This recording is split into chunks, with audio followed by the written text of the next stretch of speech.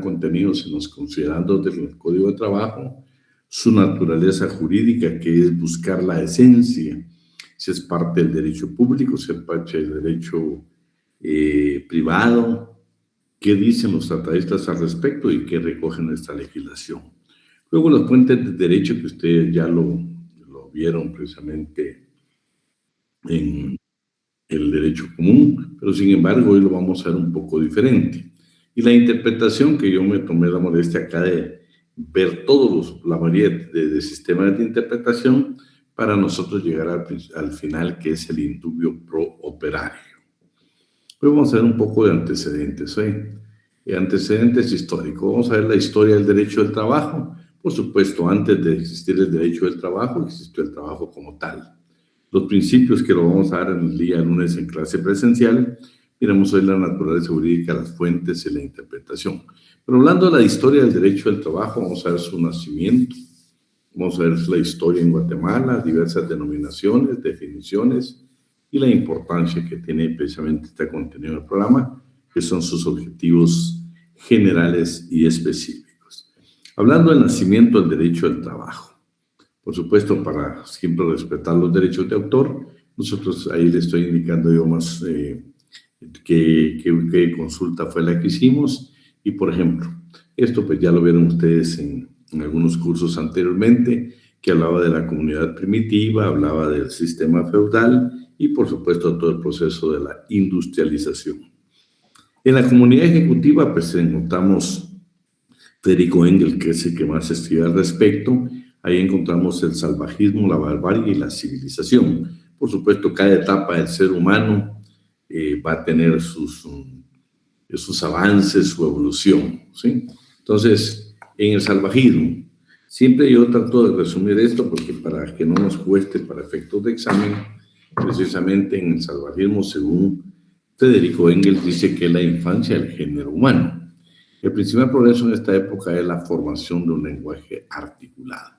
Los seres humanos en la primera etapa de nuestra existencia, pues lo que más avanzamos fue que debemos de tener un lenguaje articulado para podernos nosotros comunicar. La invención del arco, la flecha, el hombre encuentra la capacidad de transformar en su beneficio los productos de la naturaleza. En esta etapa es un trabajo comunal frente a los riesgos que genera el entorno, la solidaridad humana se constituye un instrumento esencial para la supervivencia. Por supuesto, esto es cuando la primera etapa del ser humano en el salvajismo pues se encontraba en alguna etapa de la vida muy importante. Lo valioso es que tuvimos un lenguaje articulado, que comenzamos a crear ciertos instrumentos que nos sirvieron para la caza, nos sirvieron también, tuvimos la oportunidad de transformar como seres humanos, de una vida comunal y transformar precisamente los productos para la supervivencia humana. La solidaridad fue importantísima en esta etapa. Luego la barbarie. Fíjense que acá yo les dejé, bueno, ustedes van a leer algún libro, van a encontrar ustedes, pues por supuesto, todas unas, ¿qué le dijeran? Libros completos sobre cada una de estas etapas de la edad primitiva. Nosotros creo que lo que nos interesaba concretamente es lo relativo al trabajo, no al derecho del trabajo, sino al trabajo como tal. Y esta barbarie se creó por la domesticación de animales. Yo le dejé este párrafo aquí porque me parece sumamente interesante lo siguiente. El rasgo característico del periodo de la barbarie es la domesticación y cría de animales y el cultivo de las plantas. Pues bien, el continente oriental, el llamado mundo antiguo, posee casi todos los animales domesticables y todos los cereales propios para el cultivo, menos uno que nos corresponde a nosotros. El continente occidental, o sea, nosotros América, no teníamos más mamíferos domesticables que la llama. O sea, el primer animal domesticable en América fue la llama, que por supuesto se dio en el área de Bolivia, de Perú, pero por favor, fue el primer animal doméstico realmente en América. Y por supuesto, el orgullo que todo América tenemos, que el cereal más cultivable era precisamente el maíz. Aparece en ese tiempo el arado de hierro tirado por animales domésticos, lo que hace posible la roturación de la tierra a gran escala y nace, por supuesto, ya los principios de la agricultura, que va produciendo una división dentro del trabajo. La civilización, esta es una etapa ya mayor, esta civilización es donde ya existe y comienza a haber desarrollo. El periodo de la industria propiamente dicha y del arte. La formación social más notable es el clan. El clan dice, los tremendos secretos para producir la casa y los hombres es quien preside las terribles sesiones de iniciación de los jóvenes. Lo que quiere decir aquí es de que el jefe del clan era prácticamente el hombre encargado del aprendizaje para los jóvenes en cuanto al uso de ciertos instrumentos que servían precisamente para la caza de animales o bien el cultivo de determinados productos. ¿Y por qué es interesante? Porque se está hablando de una etapa de subordinación. Ya había quien precisamente conocía el trabajo y quien enseñaba el trabajo, esa etapa de aprendizaje. El trabajo como tal, sin hablar del derecho del trabajo. La presencia del jefe del clan daría lugar a un trabajo sometido a órdenes de un tercero, con un antecedente del trabajo subordinado. Sin embargo, no se trata destinado a producir lucro, sino únicamente para producir para la tribu. El arado se convierte en instrumento de la mujer, somete a los animales, la explotación del hombre por el hombre comienza a aparecer como tal. Fíjense que me pareció interesante que este tratadista dice que el arado se convierte en instrumento de la mujer. Yo no sé si han tenido ustedes ver la oportunidad de ver algunas documentales, pero todavía hay algunas regiones hoy donde solo déjenme ver qué hacemos para ingresar a quienes nos están pidiendo ingresar.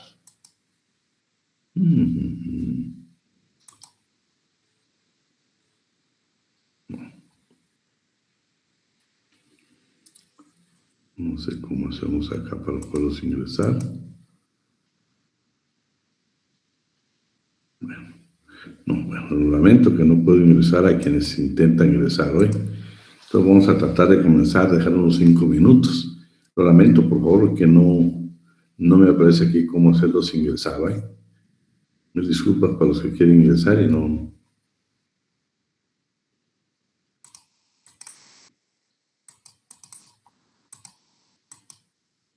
No me parece. Bueno, entonces para no entretenernos en esto, entonces vamos a seguir con la Edad Media. La dividimos en Edad Media, temprana, alta y baja. La primera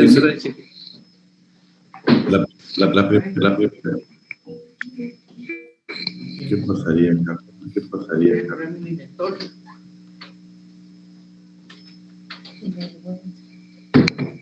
Pensando en pesos.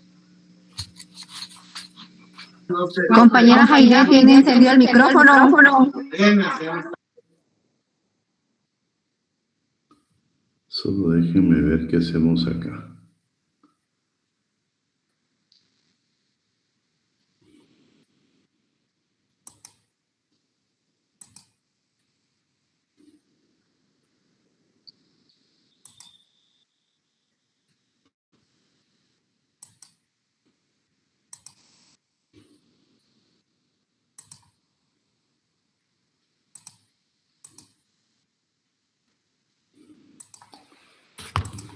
Bueno, ¿me escuchan, jóvenes?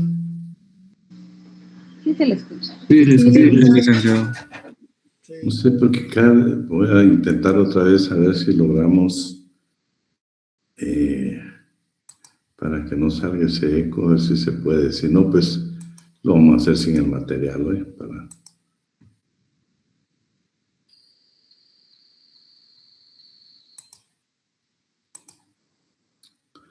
Pues les indicaba que esta Edad Media la vamos a dividir en temprana, alta y baja. Como digo, estamos tomando los aspectos más esenciales hablando del trabajo. Dice que lo primero fue una economía cerrada. Europa trató nada más de tener una economía totalmente urbana, una economía de provincia, y es una economía rural o doméstica. Ellos trataron en la Edad Media, pues ya estamos hablando del sistema feudal, Entonces ellos trataron de tener una economía para producir únicamente para ellos, para ellos. En la segunda etapa, lo que estamos indicando es de que, por supuesto, toda la actividad económica de un país o determinada época en la historia del ser humano, pues producir era importante, pero el intercambio de productos va generando el empleo y el empleo va generando, por supuesto, ya las diferencias que tienen entre capital y trabajo. Por eso esto es nada más unos antecedentes. Tal vez en la etapa alta lo interesante aquí es el nacimiento de las universidades. Bueno, Licky, ¿qué tiene que ver las universidades con el derecho al trabajo? Muchísimo, muchísimo. Cuando nosotros veamos precisamente la etapa de la educación y el trabajo, de la formación, por ejemplo, nosotros tenemos formación técnica y profesional. INTECAP, por ejemplo, que es una gran institución, nos da ese tipo de capacitación, pero también las universidades. Nosotros mismos pues, estamos en una ciencia que es la ciencia del derecho. Por supuesto, habrá ingenierías, habrá cualquier otro tipo de facultades que son parte de la formación del ser humano, precisamente para estar dentro de un contexto de una economía de nuestro país, para producir y tener precisamente diversas formas de trabajo. También tenemos en la Edad Media, dice, constituye la época floreciente de la cultura, lo económico y lo jurídico en Europa Occidental. Se establecen los renacimientos, pero en este yo me quería referir de que, dice, en Inglaterra aparecen las famosas guildas. Fíjense que ya estos dice que eran centros de reuniones artesanales donde celebraban banquetes, pero también ya tenían una asistencia mutua para los trabajadores. Por supuesto, eran comerciantes y trabajadores. Lo interesante de esta etapa de las guildas que se dio en Inglaterra y posteriormente se dieron en Alemania, que en Alemania quieren toda el esplendor de las guildas fueron exactamente en Alemania. ¿Qué fue lo interesante de las guildas? Bueno, primero porque ya permitían de que tenían sociedades de socorro donde a los trabajadores o a los artesanos, a los dueños precisamente de los talleres, se les daba todo ese beneficio. Entonces aparecen los mercaderes, los artesanos, pero lo interesante de es de que se le da una asistencia, por ejemplo, en el fallecimiento se trataba de hacer algún tipo de contribución en enfermedad. Claro, tiene que ver como un antecedente histórico. ¿Por qué? Porque cuando nosotros hablamos de la previsión social, por supuesto, vamos a hablar ahora, por ejemplo, que ligara la asistencia en caso de fallecimiento. Ahora hablamos nosotros de jubilaciones, hablamos de pensiones, hablamos de Montepío en Guatemala.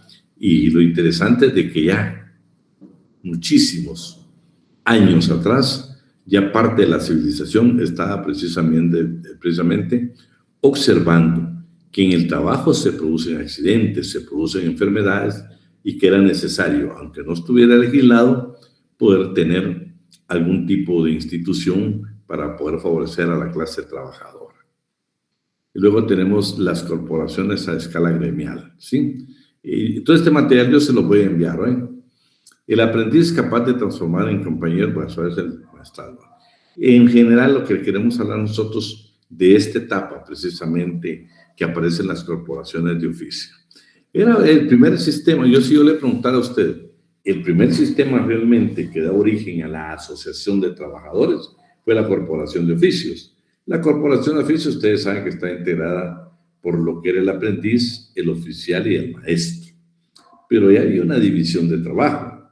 Claro, imagínense, en el caso del aprendiz, pues ya cuando usted lee el documento se da cuenta de que muchos aprendices prácticamente llegaban muy joven con el maestro a la casa del maestro, ahí le enseñaban el oficio, casi era parte de la familia. Al aprender, pues iba pasando la etapa para ser oficial, pero para pasar de oficial a ser maestro, había que cumplir no solo con un tributo, sino que tener una obra sumamente excelente, precisamente para que la pudieran calificar. Ese fue prácticamente el problema serio que se tuvo en la etapa final del sistema feudal. ¿Por qué? Porque los maestros ya no compartían que un oficial que no fuera de la familia pasar a ser maestro y formar a su propio taller. Esa fue una gran dificultad donde se puede hacer una diferencia y pues obviamente ya vamos a ver posteriormente cómo nace el sistema de industrialización. Aquí yo le voy a dejar subrayado algunas palabras que se las puedo preguntar en el examen. Oye, por ejemplo, aquí mencionan a este tratadista que dice cuenta que en la determinación de salarios podía determinar el preboste, que ejercía por los demás un poder de conciliación y arbitraje. Según este autor, en 1270 se dio una sentencia arbitral sobre el salario mínimo. Esa parte sí quiero que me la subraye para efectos de examen. Imagínense ya en 1270, según estos tratadistas, existió una sentencia arbitral. Nosotros en nuestro código tenemos la sentencia arbitral, solo déjenme ver aquí que me están apagando. Actualmente no la sé, pero imagínense desde dónde permitió, sin existir el derecho del trabajo, ya existían, por ejemplo, algún tipo de tribunales, precisamente conciliación y arbitraje, para que no hubieran, fueran, ¿qué le dijera yo? Fueran determinadas personas las que decidieran sobre algún tipo de petición que estaba haciendo la clase trabajadora. Y por último, el pacto de servidumbre. El campesino se comprometía a trabajar la tierra del señor, gradualmente, gratuitamente, recibiendo la protección del castillo. Como ustedes saben, la primera etapa del salario no fue un salario en dinero, sino fue un salario en especie. Por ahí, cuando usted tenga la oportunidad, lea no solo internet, sino que cualquier historiador dice que una de las primeras huelgas documentadas que está en la historia, en la construcción de un templo de un rey, y dice de que se agotó la materia prima por las diferentes guerras que se estaban dando y no había materia prima, pero tampoco había alimento, porque a los artesanos que estaban construyendo esa tumba para ese rey, pues le pagaban con productos, pero no el producto, ellos tuvieron que ir a la huelga. Una huelga que la tuvieron que hacer porque no había producto, realmente no había alimento para ellos como trabajadores. Van a leer por ahí de que fue una de las primeras huelgas documentadas en la historia. Luego, pues, Asia Occidental, acá dice que dónde se está dando, por Éufrates y el Tigris. Aquí lo más valioso para mí es de que se dieron ya alguna división del trabajo, como por ejemplo aldeas de pescadores, también se dieron empresas mixtas, dice, pero no solo había la pesca, sino que también era una parte agrícola en esta parte de Asia Occidental y Antigua. Dice, ya se dieron la manufactura, ya se dieron las granjas, ya aparecieron los oficios de los panaderos, de los carniceros, de los carpinteros y de los herreros. Que cuando veamos la historia, nosotros de Guatemala, vamos a ver que los primeros sindicatos que se formaron en Guatemala no fue la clase trabajadora, fue precisamente de artesanos como panaderos, como herreros. O sea, importantísimo que los artesanos tuvieron las primeras organizaciones laborales en Guatemala. La mayoría de veces lo hicieron, al principio lo hicieron a través de entidades mutualistas. Luego dice, se trata de una sociedad en la cual la propiedad privada está fuertemente establecida. Las tierras eran explotadas por colonos. Yo creo que esto acá. Esto, pues, quienes son bíblicos, también menciona este historiador, el rey Salomón, y cómo tomaba hombres israelitas para ir a trabajar al Líbano, de un total que él tenía, cuántos iban a trabajar por temporada. Interesante, porque eso está precisamente también prescrito en la Biblia. Egipto, todo lo que pasó en Egipto, que tampoco nos vamos a detener. Sin embargo, yo sí quisiera hacer esta descripción que hace este tratadista en Egipto. Vean lo que dice, ¿sí? Ver la vida ver la vida campesina es difícil. Y miren la gráfica y la descripción que él hace. Miserable, reducido a la merced de su señor, y lo que es peor, de sus agentes.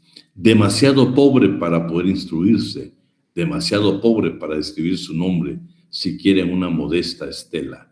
Pertenece a esa humanidad que vive sin dejar rastro y que a su muerte es más bien echado que sepultado en la arena del desierto. Su casa, una choza de cañas al borde de sus campos o una cabaña de barro seco en un poblado. Su mobiliario, algunas jarras de tierra cocida, cestas, mimbres y una manta para dormir, humildes cosas que duraban todavía menos que su poseedor. Miren qué interesante. Así nace precisamente la división del trabajo en Egipto. Luego, por supuesto, aparecen ya cómo se fueron dando algunos avances en cuanto al trabajo. Se proliferan en los oficios. En general, los salarios se pagaban en especie mientras la entrega de productos de consumo. Existía la asistencia médica a quienes sufrían accidentes de trabajo. El régimen de dictación pudo provocar y provocó desórdenes sociales. Grecia. Grecia, pues por supuesto, aquí lo más importante no solo fue la economía agrícola, sino la construcción de palacios. Tienen ya también ejercían una especie de obra auxiliar, ya que el propietario trataba de resolver todos los problemas con sus servidumbre y esclavos. O sea, en esta etapa de Grecia, el primer periodo, aparte de la parte económica y la construcción de palacios, también ya existió la organización de artesanos y se tenían como auxiliar para resolver los problemas entre la servidumbre y los esclavos. Aquí está en el segundo periodo que ya aparecen precisamente herreros, zapateros, tenderos, carniceros, vendedores de pescado y de pan, de legumbres, perfumistas, barberos y jornaleros. Y en la última etapa, tal vez a mí me interesa más que veamos esta parte. Ya dice que aparecen las profesiones liberales como banqueros, médicos, profesores y actores. El esplendor político y económico de Grecia no se vio acompañado de un modelo social. Los legisladores, según Solón incluido, dice, no se preocuparon por una revolución del trabajo favorable a los trabajadores.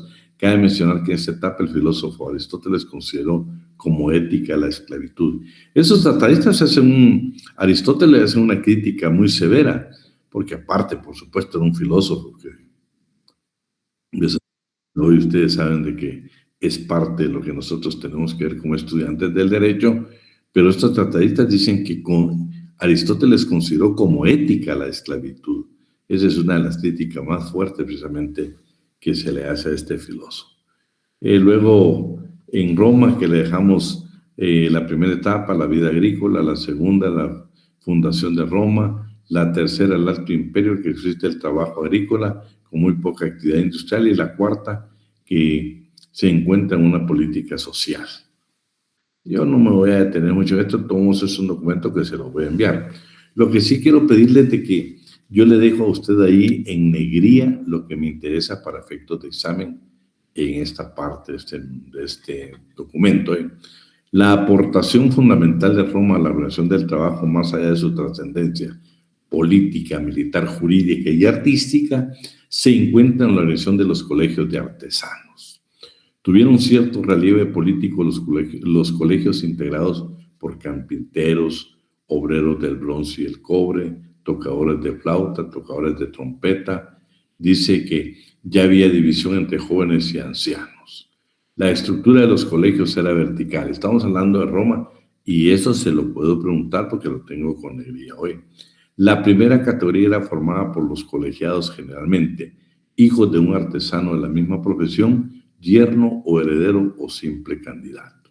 La segunda era integrado por magistrados de corporaciones que eran los jefes de grupos, de 10 miembros.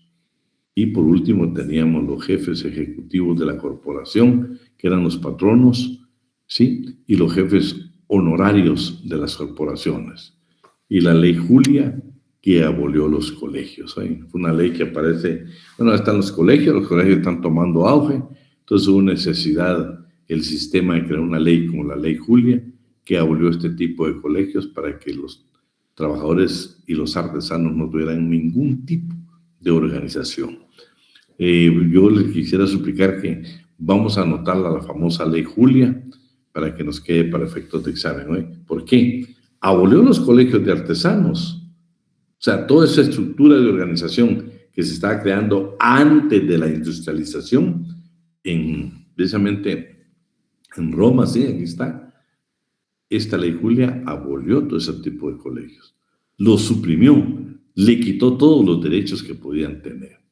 Y por último, por supuesto, el fin del sistema feudal. El fin del sistema feudal se da porque, dice, el antiguo taller familiar se dio frente a la gran fábrica, que acumulaba trabajadores en condiciones infrahumanas, pero al mismo tiempo la idea dieron origen a la Revolución Francesa, operaba ya con ánimo de todo. La libertad se consideró un valor supremo del hombre, siendo el gremio general que atentaba. Miren, esta etapa, para resumirlas, el fin del sistema gremial, es que las corporaciones de oficio comienzan a desaparecer porque los talleres familiares, o sea, los talleres de artesanos, comienzan su etapa de declive y nacen, ¿sí? Nace precisamente la fábrica en la parte urbana de las grandes ciudades. Lo interesante de todo esto es que aquí hubo necesidad de una organización de la clase trabajadora y, por supuesto, como la ley Julia, aparece el edicto de Turgot y la ley de Chapelier. Estas leyes fueron fundamentales en el sistema porque cuando llegan ya los trabajadores a migrar masivamente a las grandes metrópolis, por supuesto se comenzaron a dar problemas. ¿Por qué? Porque la industrialización lo que necesitaba era mano de obra, ¿sí? Entonces ya comenzaron a utilizar niños, mujeres, horas excesivas de trabajo, y ya el trabajador comenzó a organizarse. Dice, aquí es imposible seguir trabajando, pero ya necesitamos organizarnos. Y ellos dicen, nos vamos a organizar a través nosotros de la coalición de trabajadores.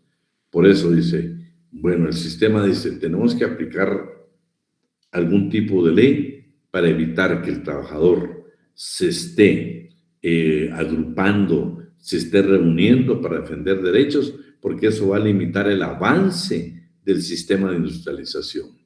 Necesitamos una ley para que diga, señores, no comparen el sistema feudal, no comparen el sistema de las corporaciones de oficios. Ahora ustedes son libres, ustedes no necesitan tener, que le dijeron, un señor feudal. Ahora usted puede contratar libremente su trabajo en cualquier empresa.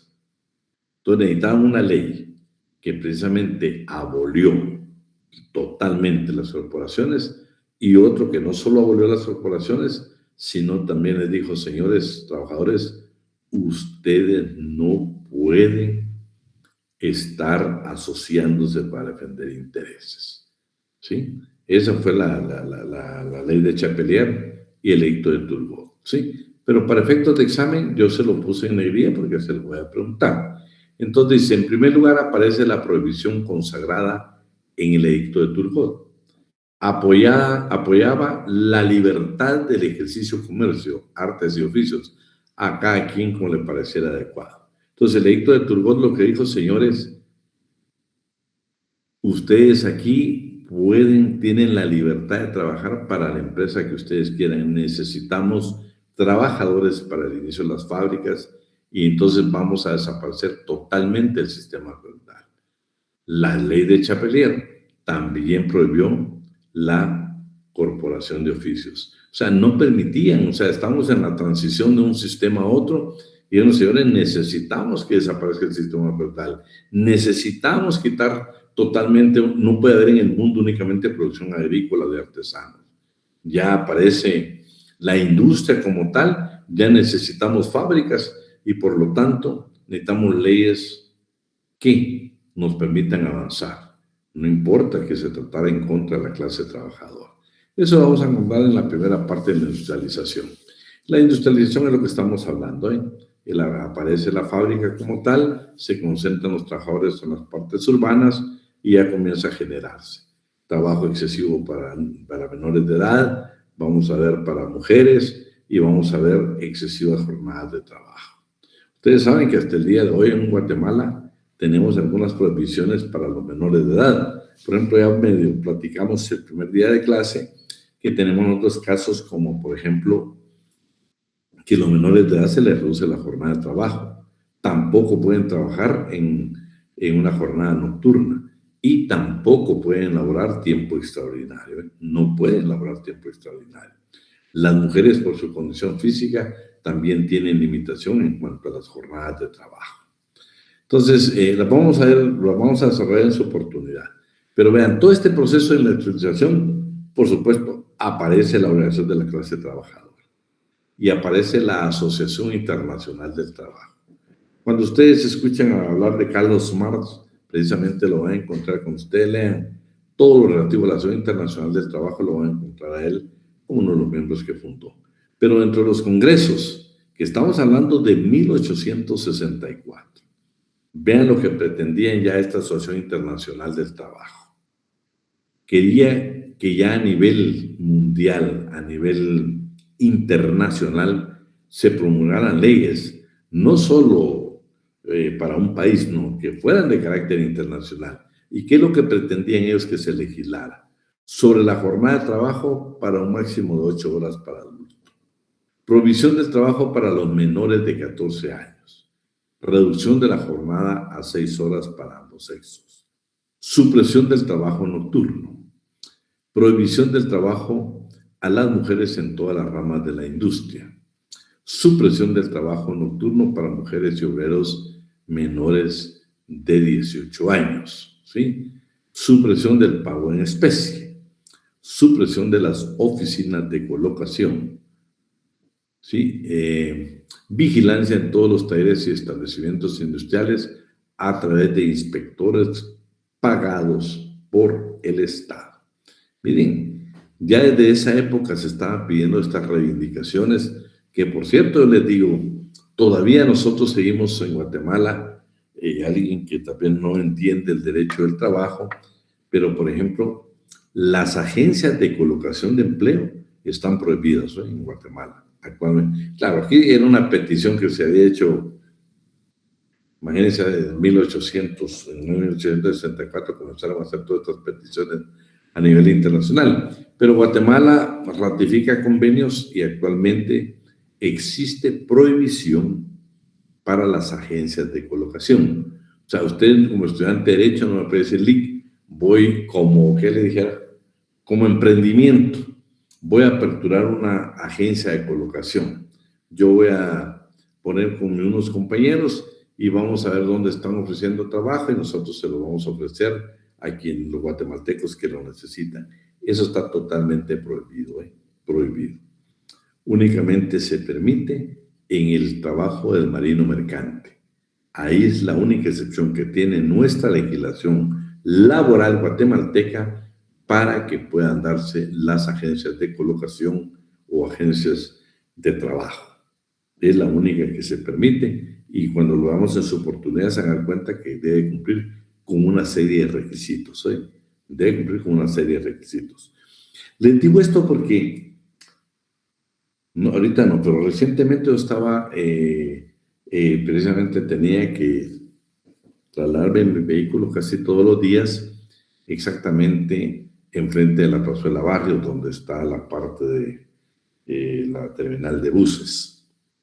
Y enfrente, por supuesto, yo leí y estaban ofreciendo trabajo. Alguien aperturó una agencia y puso porque pensó tal vez que era una buena iniciativa, ¿no? Eso quiere decirles que está prohibido, en Guatemala está totalmente prohibido. Y por supuesto, también ya ellos apelaban por los primeros inspectores de trabajo para efectos de fiscalización. Vamos a ver en su oportunidad, dónde nacen los primeros inspectores de trabajo. Ahora, pues yo también me tomé bien ver algunas normas laborales internacionales. Por ejemplo, en Alemania, hablemos de 1895 a 1904. Miren, qué interesante. En Alemania, ya en 1911, se hablaba del trabajo a domicilio. Nosotros, acuérdense que lo tenemos a partir de nuestro código 1947, que es el decreto 330. Seguro social. Nosotros, acuérdense de que en la revolución del 44 aparece nuestro Instituto Guatemalteco de Seguridad Social. Claro, antes ya había mutualistas, pero lo interesante es que Alemania, hable Jesús rayado ahí, para mí avances muy valiosos que tuvo el derecho laboral en Alemania en 1911 y en 1880. Luego Brasil. En Brasil en 1890 aparecen los bancos obreros que estaban destinados precisamente para la construcción de casas para este sector de la población. Y también, miren qué interesante, en 1891 regularon el trabajo de menores, fijando la edad mínima de 12 años y en caso de aprendizaje, solo de 8 años en fábricas del Distrito Federal. Imagínense ustedes, pero estamos hablando de 1891, pero ahí se reguló el trabajo de 12 años y el aprendizaje a partir de los 8 años. Chile. En Chile, por supuesto, lo interesante es que dice que en el Código Civil, como también sucedió en Guatemala, en todo el mundo, aparecen los contratos de trabajo, estaban regulados en el Código Civil, ¿eh? Y Chile, precisamente, desde 1855, ya reguló que en el Código Civil aparecía precisamente el contrato de servicios que era comparado, y era ese el antecedente histórico del contrato individual de trabajo. También dice que en una segunda etapa aparece la habitación para los obreros, el descanso dominical, la famosa ley de sillas, habló sobre los accidentes de trabajo, las salas cunas. Miren qué interesante, 1906, 1917, hasta 1924. Interesante, habitaciones para los obreros. Acuérdense que Guatemala, que tuvo mucho auge en la agricultura, ahí sí se proporcionaba habitación. Todavía están las normas en el Código de Trabajo. La habitación hoy por hoy, pues todo ha sido evolutivo, ha cambiado. Ya son muy pocas las fincas que precisamente le proporcionan habitación a los obreros. Descanso dominical, imagínense desde cuándo. ¿Por qué le quise subrayar la famosa ley de sillas? Si usted ha sido hoy como estudiante de Derecho, lo invito a que cada vez que usted escuche una propuesta de ley, esté pendiente, son interesantes. Actualmente en el Congreso se discute la famosa ley de sillas.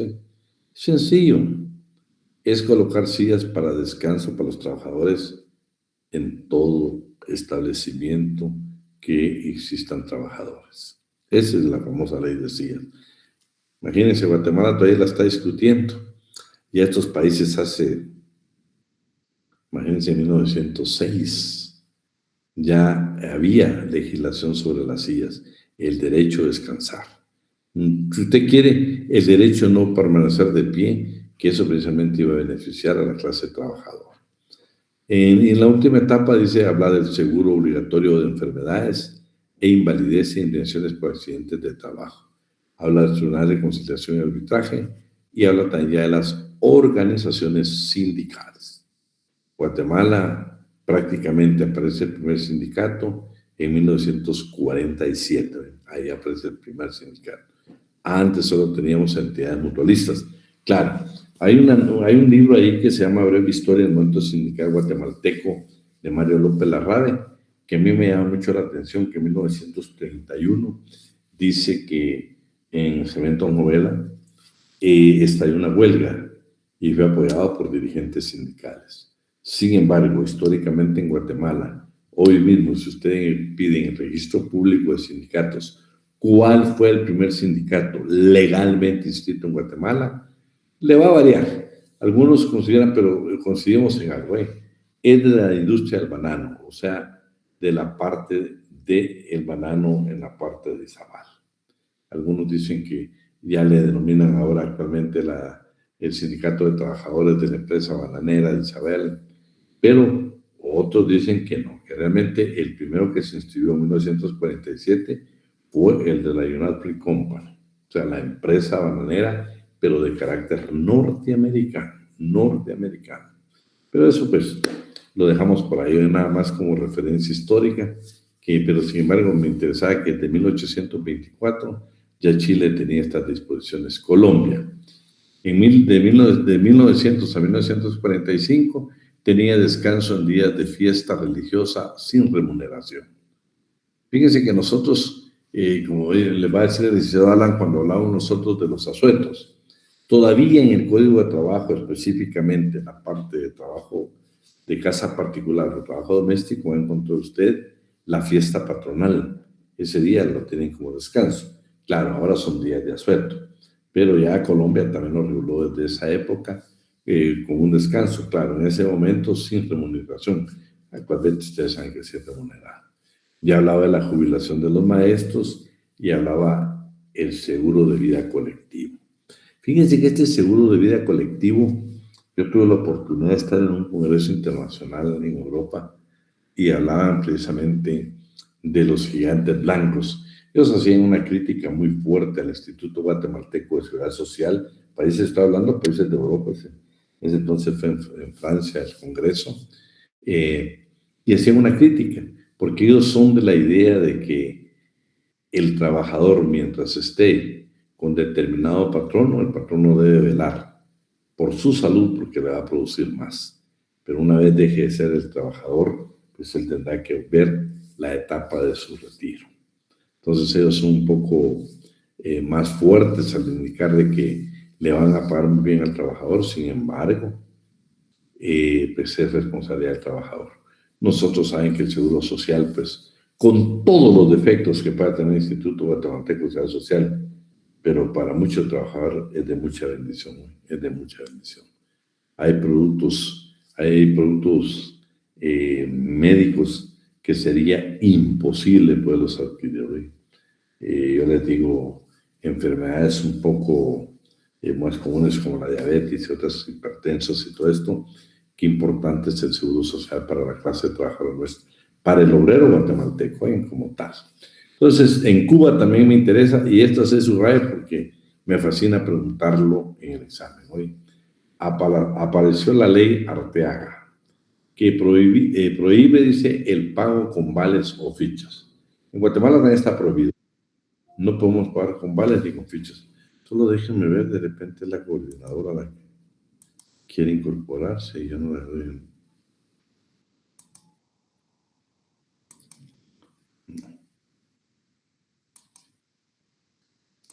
Bueno, pues vamos a ver qué pasó. Entonces, les indicaba que en Cuba sí me interesa que anotemos esto de esta ley, porque seguro se la voy a preguntar. En República Dominicana también estaba en el Código Civil la contratación de criados y obreros. En 1925 dice, se dispuso el cierre de establecimientos comerciales, unitarios, fabriles y oficinas públicas los días de feriado. Solo déjenme ver porque no hace que sea la coordinadora. No me deja.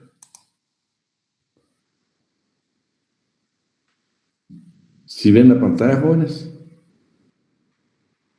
Sí, licenciado. Licenciado.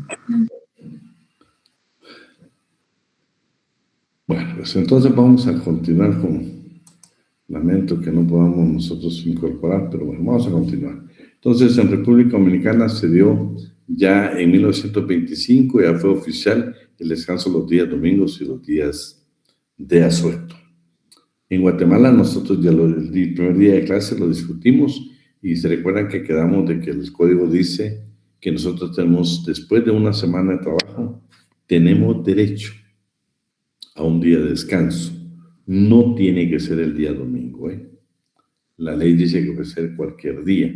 Por eso ustedes ven que la mayoría de trabajadores nuestros en centros comerciales, por supuesto el día sábado, el día domingo, es uno de los días más importantes para el propietario, para el patrono. Y los trabajadores pues ahí están laborando. Entonces, entre semana, muchas veces de lunes a viernes, aprovechan darles el día de descanso. Y eso, por favor, es legal, lo dice el código. Lo establece nuestro código. Y en España me interesaba, se dictan leyes sobre el trabajo de menores de 10 años. Imagínense ustedes, habían trabajadores, o sea, el proceso de la industrialización llegó a tal extremo, necesitaba mano de obra, que llegaron a contratar niños menores de 10 años. Por eso el derecho que ellos tenían de la coalición fue la primera estructura que ellos tuvieron, estar coaligados, unirse precisamente para defender esos derechos. Trabajo de las mujeres con derecho a descanso a 1 hora de lactancia. Imagínense, desde el año 1900, ya en España existía la hora de lactancia. La ley de CIAS, se la volvió a subrayar, dice que permite a las mujeres disponer de un asiento. Es que es importantísima la ley de CIAS. Se ve tan simple decir, ¿por qué una ley de CIAS? Porque no se proporcionan. Ya estando regulada lo van a tener que hacer, ¿sí? Y posiblemente también en 1918 aparecen las juntas reguladoras de las condiciones de trabajo de carácter paritario. Hoy nosotros estas las conocemos como juntas de personal, tienen diferentes nombres dependiendo el pacto colectivo de condiciones de trabajo que se ha celebrado. Pero siempre hay unas juntas para un despido, siempre hay una alternativa dentro de la misma institución de carácter interno que está integrada por representantes del patrono y trabajadores que conocen precisamente lo relativo a los despidos como primer parte en la fase administrativa. En Francia, prohibición del trabajo de los niños menores de 8 años, imagínense ustedes. Es que era increíble la cantidad. Para mí eso, lo que está subrayado, ya también en Francia, ya en 1928, permite la obligación del preaviso. ¿Qué es el preaviso? Nuestro código lo tiene regulado, El preaviso es de que dependiendo del tiempo que usted tiene de laborar en la empresa, si usted quiere renunciar, no lo puede hacer imaginémonos, vamos a poner a alguien ahí. Vamos a poner, por ejemplo, a Diego. Diego es un trabajador y quiere renunciar. Diego no puede renunciar, por ejemplo, voy a renunciar hoy lunes con efectos de mañana. No se puede.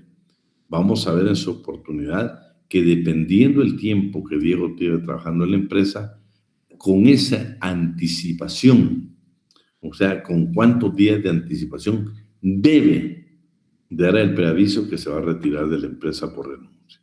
No puede renunciar de un día para otro. Lo pueden demandar en Guatemala por daños y perjuicios.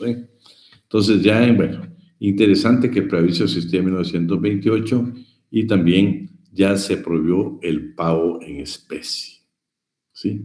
También se determina la inembargabilidad y la prohibición de las multas.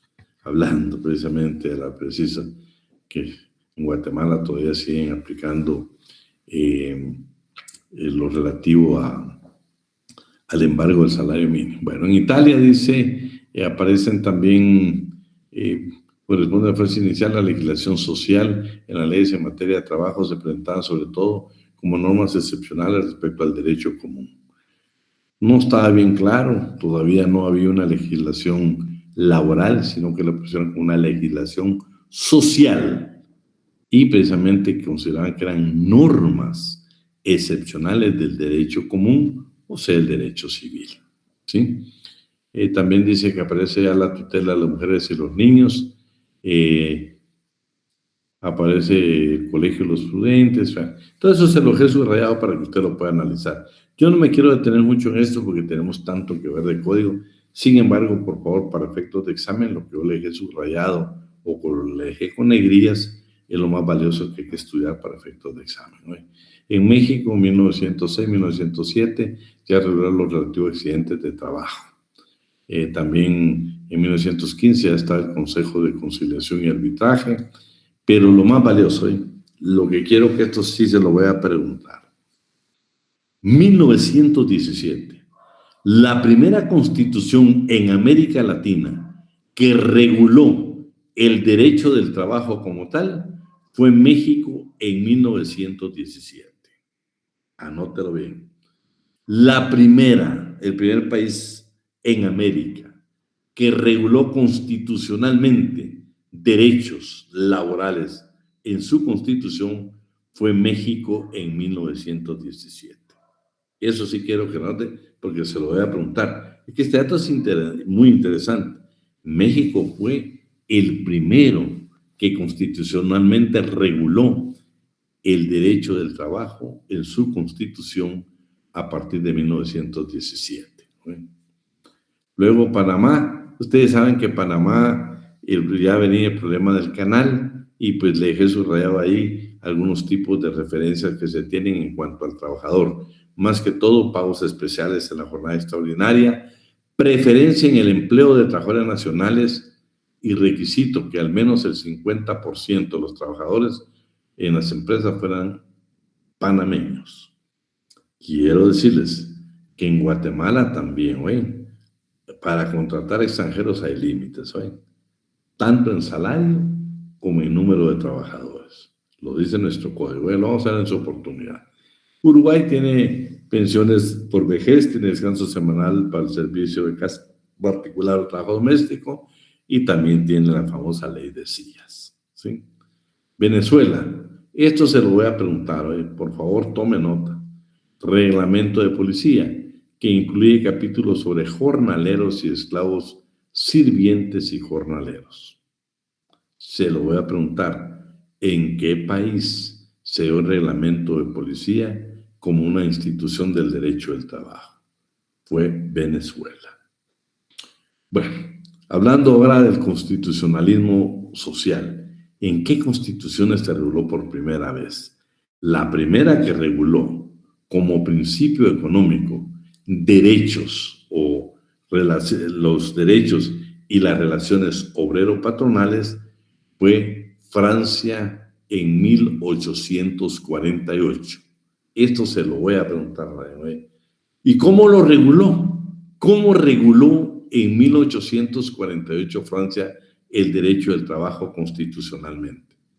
Lo reguló como principio económico. Principio económico. 1917. ¿Sí? Fíjense que esto es interesante, muy interesante. Y yo no sé si alguien me quiere apoyar con la lectura donde dice México. ¿Alguien que nos quiera apoyar? ¿Qué pasó? Por favor. Me parece interesante, por eso quiero que lo leamos, ¿eh?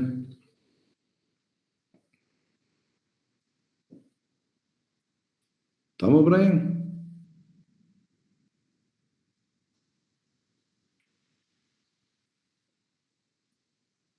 ¿O no tienen habilitado ustedes para leer? Bien. ¿Alguien más que lo pueda leer? Por favor. México, Constitución mexicana, puesta en vigor el 5 de febrero de 1917. Aquella le corresponde ser la primera en el mundo con un capítulo social. Carranza, un burgués evidente antiopresista natural, había puesto en vigor el 1 de agosto de 1916 un decreto que establecía la pena de muerte en contra de los huelguistas. Con la misma pluma chata con la que firmó ese decreto, habría firmado el Plan de Guadalupe y la promulgación de la Constitución que elevaba al derecho de huelga la suprema condición normativa, pero pagaba un precio barato. El país no había prácticamente trabajadores, solo campesinos. Hasta ahí dejémoslo si quieres. Hasta ahí. Miren, pues, lo que está indicando aquí es de que precisamente Carranza, que era entonces el presidente mexicano, había emitido un decreto donde por quienes los trabajadores que fueran a la huelga, escúchenme, la condena era la pena de muerte. Sin embargo, fue en 1916. En el 17 lo convencen y le dice, señor, no, en esta constitución, en la nueva constitución que se está elaborando en 1917, usted necesita promulgar derechos de la clase trabajadora. Y es precisamente en el artículo 123 donde él dice, señores, vamos a legislar sobre el derecho laboral. Pero ¿por qué dice el tratadista que le salió barato? Porque el país en 1917, México 1917, no consideraba trabajadores, no tenía obreros o no los consideraba trabajadores a los obreros. Únicamente reconocía como trabajadores a los campesinos. Por eso fue ese que se promulgó la ley, porque imagínense, en el artículo 123 estaba lo siguiente. Bueno, primero que lo tenía como un capítulo social. Eso se lo voy a preguntar. Estamos que Francia, que fue la primera, aquí dice, la primera en el mundo, no, esta fue la segunda. La primera fue precisamente en Francia en 1848, que lo tenía como principio económico. La segunda fue en México en 1917 y lo tenía regulado como capítulo social. Capítulo social. Ahí me va subrayando eso que es importante. Y ahí pues ya, miren qué interesante. Dice, ya estableció que la jornada de trabajo diurna era de 8 horas, la nocturna de 7 horas. provisión de labores insalubres y peligrosas para mujeres y menores de 16 años, jornada máxima de 6 horas para menores de 12 a 16 años, descanso semanal, protección de la mujer embarazada, salario mínimo, igualdad de salario. Miren qué interesante todas las normas, pero él dejó que se quedara en la Constitución porque únicamente consideraban trabajadores a los campesinos, no a los obreros de fábrica. Y eso es lo valioso tal vez de este capítulo. Y tenemos la tercera que se ve en Alemania, que es la famosa Constitución de la República de Weimar, que vean, lo reguló los derechos laborales como vida económica, ¿sí? Francia primero, 1848, principio económico. México, 1917, como capítulo social. Y Alemania, en 1919, denominó en su constitución vida económica los derechos de la clase trabajadora. No nos olvidemos ese orden, por favor, ¿eh? Por favor.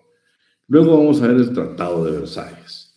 El Tratado de Versalles, lo más valioso es que después de la Primera Guerra Mundial hubo necesidad de varias reuniones y los países que estaban en proceso de industrialización se dieron cuenta de que se dio la revolución en Rusia, en la Unión, lo que era la Unión Soviética, y los señores tenemos que hacer algo.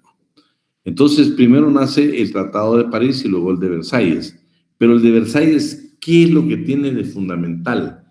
El Tratado de Versalles es el que da origen a la Organización Internacional del Trabajo. En el Tratado de Versalles, varios países, representantes de varios países, decidieron crear un organismo de carácter internacional y le denominaron Organización Internacional del Trabajo, que nace precisamente en 1919. Entonces, señores, este Tratado de Versalles es importantísimo porque en este tratado los gobiernos representados ahí, por supuesto está Estados Unidos, decidieron crear la Organización Internacional del Trabajo. Eso es valioso, porque acuérdense que ya estamos hablando no de normas de un país, sino de carácter internacional, que por cierto nosotros somos parte de lo mismo. Estamos con el Tratado de Versalles, no nos perdemos ahí. Guatemala. Bueno, tenemos que hablar un poquito nosotros de Guatemala. Trabajo de la Nueva España. ¿Qué es lo que a mí me interesa? Fíjense que cuando nosotros hablamos de Guatemala, de la Nueva España, yo no sé si ustedes tuvieron la oportunidad, pero cuando uno lee la historia de la Constitución por los documentos que ha elaborado la Corte de Constitucionalidad, primero pues en una de las constituciones de España, no era Guatemala, era de España, se menciona por primera vez el nombre de Guatemala y cómo lo consideraban, en qué etapa lo tenían, y luego cualquier cantidad hay una segunda constitución de España donde se menciona, luego ya vienen algunas de carácter centroamericano. Lo valioso de todo esto es de que antes de todo, cuando uno lee la constitución, la primera de España, se da cuenta por qué esos tratadistas que nos hablan de las famosas leyes de India ha sido interesante, porque ahí se ha establecido cómo se emitían las famosas ordenanzas. Y miren lo interesante ustedes. Dice, vamos a ver, una ordenanza del virrey Luis de Velasco, dictada el 5 de enero de 1679, ordenaba pagar a los indios salario, techo, comida y horario laboral en las haciendas que cultivaban el trigo y en las minas. Fíjense, desde 1618. No solo Guatemala, no, para todos los que integrábamos nosotros la Nueva España, ya habían ordenanzas como, por ejemplo, que se pagara el salario, se le diera techo, comida y horario precisamente a los que residían en ese entonces en Guatemala. Luego también dice que, y en las minas, dice. Luego hubo otra ordenanza en 1599, además de autorizar algunos ingenios y trapiches en el socorro de algunos indios para que trabajen en dichos ingenios por tiempo limitado para que compren negros. Vean, lo que está indicando aquí cuando uno lee esta parte de la historia, dice que, hijos señores, acuérdense ahora de las encomiendas y los mandamientos que vieron en otros semestres. De eso estamos hablando, ¿eh? El abuso que se estaba dando precisamente en la clase de guatemaltecos que se recibía en ese entonces, dice que, bueno, pueden contratar ustedes a los nativos de esos lugares mientras compran precisamente hombres de raza negra. Eso es lo que dice ya desde 1618, 1599. Se fijaron salarios, imagínense, dice que el salario era de $1 de plata por cada día y $1 por cada 6 leguas de ida y vuelta, más comida bastante y suficiente. Las leyes eran importantes. Pues lo único que cuando usted lee toda esa historia, al final dice que esas fueron ordenanzas que nunca se cumplieron, ¿Por qué? Porque no había quien supervisara, no había quien fiscalizara, ni mucho menos, porque no había comunicación, ningún sector podía comunicarse con la corona, por ejemplo, española. Entonces fueron leyes que nunca se cumplieron, pero sin embargo, pues sí se hablaban de muy buenos derechos para la clase trabajadora. Esto se lo voy a preguntar hoy en el examen, por eso se lo voy a leer. En la recopilación de las leyes de India existen diversas reglas que contienen condiciones de trabajo entre las que se puede mencionar mita. Vea lo que dice ahí, mita. Ahí lo subraya. Institución económica que permitió garantizar el aporte de trabajo indígena que se volcaba a las obras públicas y diferentes actividades económicas como la minería, la agricultura, la ganadería y servicios de tambos. Luego encontramos por eso lo subraya, o lo tiene en mente para cuando yo le envíe los documentos. Yo no se lo subraya aquí, pero siempre preguntamos algo sobre esto de la institución MITA. Luego también tenemos, todo lo demás yo creo que nos lo vamos a omitir, porque ya dice en 1576 se ordenaba a los encomenderos que paguen a los indios su trabajo delante de un representante de la iglesia, sin que le falte cosa alguna y sin engaño o fraude. Imagínense, la corona sabía los abusos que se estaban dando, ya había ordenado que era $1 de salario por día y dependiendo las horas que tenía que caminar, pues también tenía otro aporte económico. Pero como sabía que no se cumplían, entonces otra ordenanza dijo, señores encomenderos, deben de pagar lo que nosotros indicamos y que exista para que verdaderamente cumplan, vamos a tener un representante de la Iglesia Católica. Pero tampoco se cumplió, porque en ese entonces usted cuando lee la historia se da cuenta que también era parte del sistema, la Iglesia, ¿sí? En 1583 ordena que los sábados por la tarde se alce la obra 1 hora antes para que se paguen los jornales. Imagínense, establecieron que los días sábados se concluyera antes la jornada de trabajo para efectos de pagar los salarios. La obligación de pagar en efectivo aparece desde 1609, dictada por Felipe III, que declara perdido el salario pagado en vino. Miren qué interesante, pero no se cumplió. Lo que está indicando acá es que usted, encomendero, si está pagando en chicha, en miel, en hierba de Paraguay, en vino, ese se considera que no es un pago y se le va a imponer una multa. Y pues se establece la multa. Usted debe pagar un salario que ya se estableció de cuántos reales diarios es. La protección contra labores insalubres y peligrosas se controlaba por Carlos V, que no pase de 2 arrobas de carga que transportaban los indios. Fíjese que cuando nosotros leamos parte del derecho del trabajo que está en el Código de Trabajo, nos vamos a dar cuenta que muchas de estas ordenanzas que se dieron que nunca se cumplieron, pues está en el Código actualmente, está en el Código. Me interesó también esto, miren, pero también las leyes protegían aspectos procesales. Dice aspectos procesales, ya que se ordenaba que opere a favor de los indios el principio procesal de la verdad sabida. Me lo subraya, o lo anota ahí. Pero también las leyes protegían aspectos procesales, ya que se ordena que opere a favor de los indios el principio procesal de la verdad sabida. Lo subrayamos o lo anotamos ahí para efectos de examen. Habla de la bondad de leyes. Yo creo que pues usted lo va a tener que leer despacio para no detenernos nosotros en estos aspectos que son importantes para mí, son importantes. Luego habla de la justicia social, los problemas que nunca se cumplieron con las disposiciones legales, se tuvo necesidad precisamente de tratar de ver qué sistema a través de multas que pudieran cumplir los encomenderos, pero como les digo, todo era parte del sistema y fueron leyes que nunca, jamás se cumplieron. Luego hablemos un poquito de la legislación laboral guatemalteca. Dice Mario López Larrabe en su libro Breve Historia del Movimiento Sindical Guatemalteco, nos habla, por ejemplo, nos habla que el decreto 176, que era el Código Civil, en ese entonces regulaba las relaciones laborales y lo denominaba contrato de locación de servicios. Se lo voy a preguntar hoy. Si yo le pregunto, el antecedente histórico del contrato individual de trabajo era el contrato de locación de servicios. ¿Dónde estaba regulado? En el Código Civil. Póngame atención a esto que le estoy indicando. Luego, pues está el reglamento de jornaleros. Fíjense que la primera ley de trabajo que se dio en el Acuerdo Colectivo 486, esto fue interesante, ustedes. Dice que fueron las primeras leyes que se crearon y se creó una judicatura que se llamaban los jueces de la agricultura.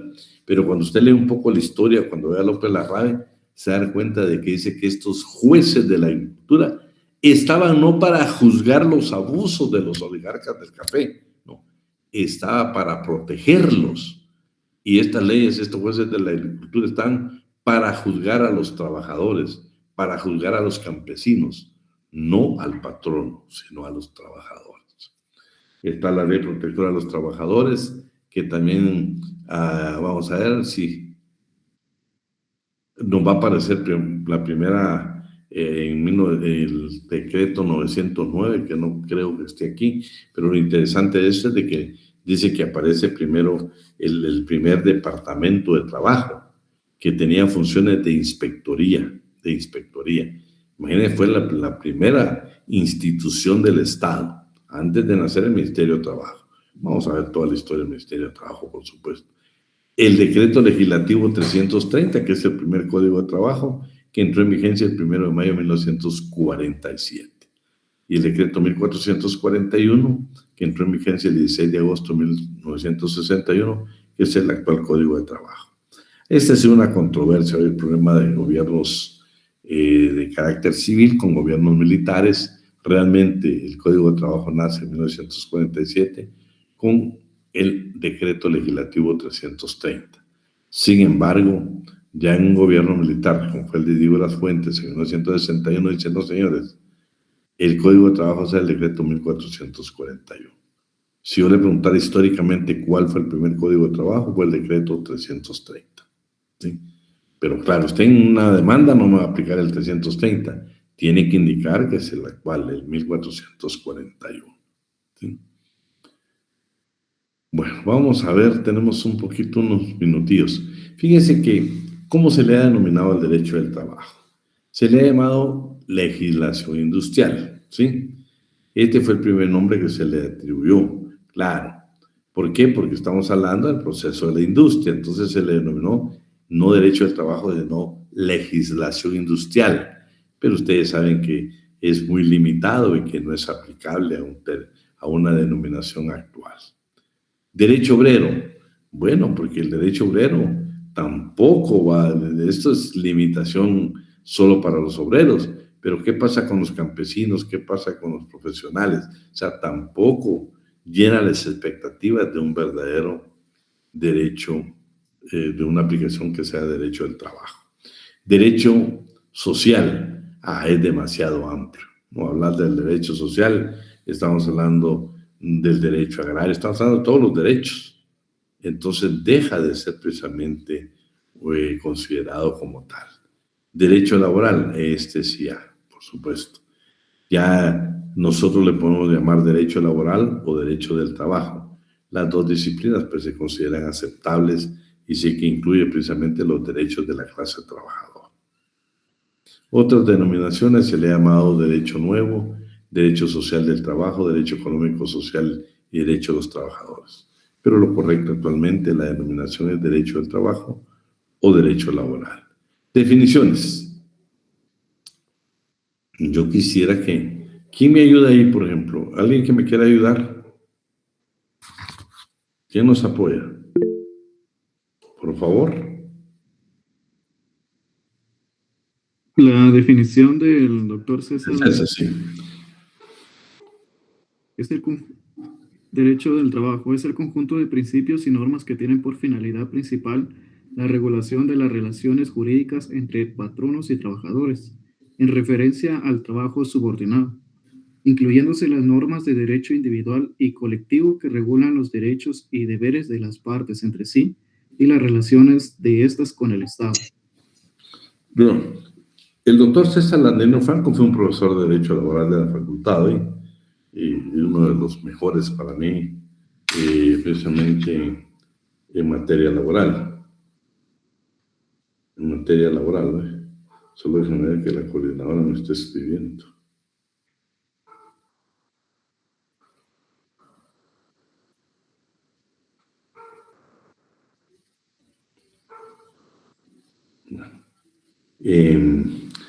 Luego tenemos las definiciones de Alfredo Sánchez Alvarado, de Néstor de Buen y la de Mexicana. ¿A qué me quiero referir? Yo se la puedo dejar ahí, se la dejé sobre allá para efectos de examen.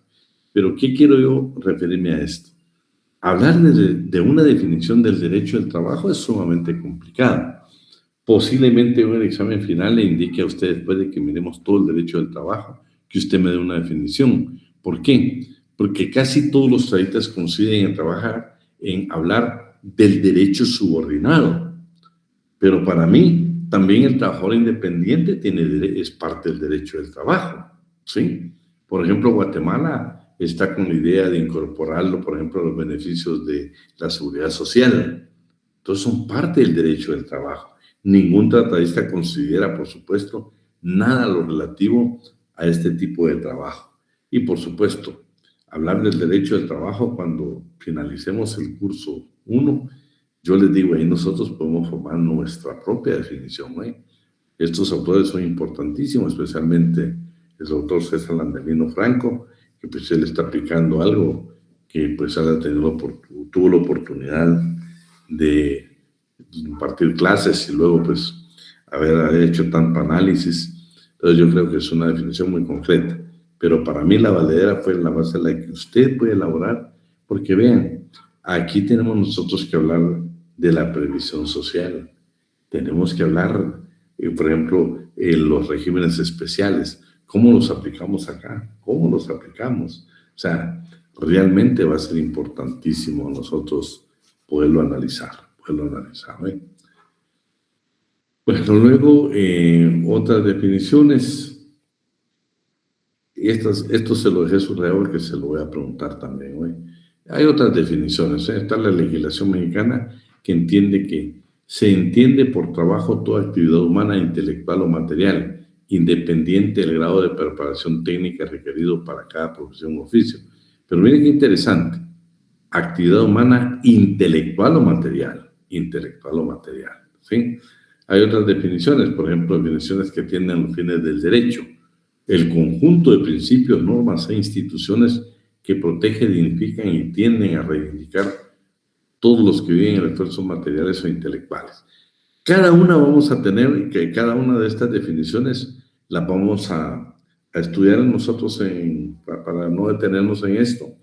Y vamos a ver por qué algunos tratadistas dicen, señores, para buscar una definición del derecho del trabajo, tenemos que tomar en cuenta cuáles son los fines del mismo. Pero otras definiciones dicen, señores, no solo tienen que ser los fines, también tenemos que incluir los sujetos de la relación laboral. Y cuando hablamos de sujetos en la definición, no solo hablamos de patrón y trabajador. ¿Y qué pasa con el Estado? ¿Qué pasa con el Estado, que es el que regula? ¿Qué pasa con el Estado, que es el que limita la autonomía de la voluntad, cuando usted no puede pactar libremente un contrato individual de trabajo, sino que lo tiene que hacer con las normas que rigen en un país? Miren qué interesante. Luego, definiciones que atienden al objeto de la relación de trabajo. Eso es sumamente interesante también. No solo basta con aquello, tenemos que ver el objeto de la relación de trabajo. Luego tenemos las definiciones complejas. Bueno, estas ya le van a variar totalmente. Definiciones dobles. Estas son sumamente valiosas e importantes porque nos van a poder tener una definición más clara. Por eso les indicaba, hablar de una definición del derecho del trabajo, imagínense, objeto, relación, ¿sí? Eso es importantísimo, pero habla de definiciones dobles y complejas. Tenemos que tener todos estos elementos para nosotros realmente crear una definición del derecho del trabajo. Los tratadistas considero que es un gran aporte que hacen, pero nosotros ya tenemos que incorporar estos aspectos que también nos habla la doctrina, ¿sí? Sumamente importante y valioso. La importancia del estudio del derecho aquí son los objetivos que usted tiene precisamente en su programa de trabajo. Conocer y analizar sus instituciones, conocer y analizar sus principios, para qué si nos va a servir como estudiantes, cuáles son los específicos, facilitar al estudiante la comprensión de los fundamentos del derecho y la posición que estos tienen dentro de la enciclopedia jurídica, ilustrar al estudiante acerca del conocimiento de los mecanismos de defensa de instituciones de derecho del trabajo. No las vamos a leer porque estas están exactamente en su programa de trabajo, en su programa de trabajo. Entonces, no nos detuvimos mucho a analizar esto porque es un documento que yo se los voy a enviar para tener nosotros la oportunidad de entrar de lleno a algunas instituciones que yo siento que van a ser más valederas para el ejercicio de la profesión. Claro que es importante conocer esto. Claro que es sumamente valioso nosotros de ver los antecedentes históricos. Estamos totalmente de acuerdo que antes de existir el derecho del trabajo, existió el trabajo como tal. Que antes de que nosotros reguláramos el derecho del trabajo en el proceso de la industrialización, también estamos conscientes de que se dieron en el sistema primitivo, en el sistema feudal, también se dieron instituciones del derecho del trabajo. Claro que hubo división de la clase del trabajo. Cuando hablamos del paso a la agricultura, cuando hablamos de las economías que se tuvieron, economías rurales, pero eso provocó una relación de trabajo. Necesitaban producir, ¿y quiénes producen? La clase trabajadora. Lo que no se tenía era una legislación apropiada. Vimos cómo las leyes de Indias, por más que había en ordenanza, nunca se cumplieron, ¿sí? Bueno, por el día de hoy lo vamos a dejar ahí. Este material yo se lo voy a enviar, le ponemos mucha atención a lo que está con negrilla y está subrayado para efectos de examen, ¿eh? Así es que pasen muy buena tarde. Si Dios quiere, nos vemos el día viernes, que vamos a entrar un poco en materia cuando conozcamos la naturaleza jurídica. Así de que, por favor, pasen muy buena tarde. Si Dios nos lo permite, nos vemos el día viernes.